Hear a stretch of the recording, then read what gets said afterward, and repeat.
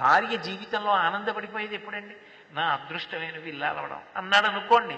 ఏ మహానుభావుడు అన్నాడో గాని, మొగడు విచ్చిన చాలా కాపురంలోన మొగలి పూల గాలి బుచ్చాలవాన. మంచి మాట ఎక్కడ చెప్తే తప్పేముంది? అదే నా కర్మ నా కర్మ అని 10 మాటలు అంటున్నాడు అనుకోండి, పాపం ఆవిడికి ఎంత ఖేదంగా ఉంటుంది. ఆయన మనసు నా వలన సంతోషాన్ని పొందలేదు, ఆయనకి తగిన దానను నేను కానన్న భావన ఆయనకు ఉంది, ఏమి నా వలన ప్రయోజనం అని ఎంతో దుఃఖపడుతుంది. ఆమె నీ అమాయకత్వమే నాకు ఇష్టమే, నీకున్నటువంటి ఈ బలహీనత ఏది ఉందో అదే నాకు నువ్వంటే ఇష్టం అవడానికి కారణమే అన్నాడు అనుకోండి, ఆమె పొంగిపోతుంది. లోపాన్ని కూడా ప్రేమకి కారణంగా చూడడం భర్త యొక్క లక్షణం కావాలి.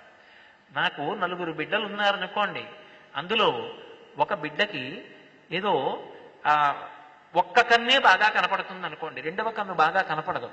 నాకు ఆ బిడ్డ మీదే ఎక్కువ మమకారం ఉంటుంది. పాపం ఏమిటో ఒక్క కన్నే రెండవ కన్ను కనపడదు. భగవంతుడి దయ వల్ల నాకు ఆ ఇబ్బంది లేదు, కానీ ఉదాహరణకి మీ మీద పెట్టకూడదు, తప్పు, అందుకని నా మీద పెట్టుకు చెప్తున్నాను. అయ్యో వీడికి ఒక్క కన్నే కనపడుతుంది, రెండో కన్ను కనపడదు, వీడు దుడుకుతనంతో రెండో కన్ను ఏమైనా చేసుకుంటాడేమో అని ఎప్పుడు భగవంతుడిని, స్వామి ఆ కన్ను వీడిది రక్షించు, వీడి జీవితం బాగుండేట్టు చూడు, ఆ కన్నుకు రుగ్మత రాకుండా చూడంటాను. నా బిడ్డ అయినందుకు నా బిడ్డ యొక్క బలహీనత వాణ్ణి ప్రేమించడానికి కారణమైంది. భర్త దృష్టిలో భార్య కూడా అలాగే ఉండాలి, భార్య దృష్టిలో భర్త అలాగే ఉండాలి. ఒకప్పుడు కామకోటి పీఠాధిపతులు చంద్రశేఖరేంద్ర సరస్వతి మహాస్వామి వారి దగ్గరికి ఓ ఇల్లాలు వచ్చింది. ఏమమ్మా అన్నారు. అందరూ వెళ్ళిపోయాక చెప్తానండి. పక్కకు ఉండన్నారు. అందరూ వెళ్ళిపోయాక పిలిచారు. ఏమి చెప్పాలనుకుంటున్నావు? నా చేతిలో మా ఆయన వెళ్ళిపోయేటట్టుగా అనుగ్రహించండి. తీర్థం ఇస్తున్న ఆయన ఉద్ధరణ గిన్నెలో పడేసి 2 చేతులు వెనక్కి పెట్టి అలా ఉండిపోయారు. ఉండిపోయి తీర్థం ఇచ్చి తథాస్తు అన్నారు. పక్కన అంతేవాసులు తెల్లబోయారు.